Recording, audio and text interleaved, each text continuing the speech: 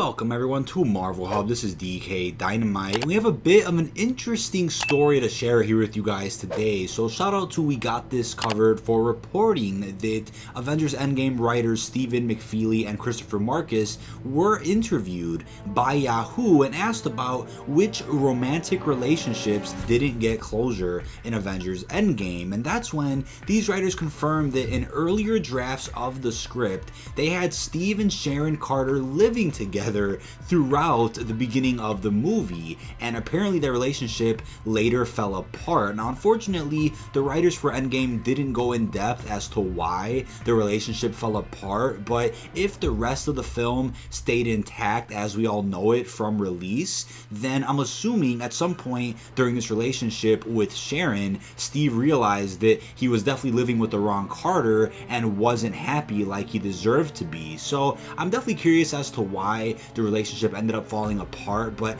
I have to agree here with Kevin Feige, who later came in and told the writers for Endgame to scrap that idea because it definitely throws the pacing off for what was going on in between the time skip of Infinity War and Endgame, and not only throws that off, but then sort of takes away a little bit from Steve realizing later in the film that he does deserve to be happy, he does deserve to take Tony's advice and settle down and have a family, and he definitely has an opportunity now, thanks to Pym Particles, to go back and do that after avenging the entire world that suffered from the snap. But I think going forward with the MCU, it was definitely the best option when it comes to Sharon Carter's arc to not really include too much depth between her and Steve. I'm sure the writers definitely wanted to give some type of closure to it within Civil War, but you can easily say the kiss was just meant to happen in Captain America Civil War, but wasn't really hinting at something super serious that was gonna sort of unfold over the next few MCU films. They definitely could have explored that later on in Endgame. They could have showed Steve moving on from Peggy completely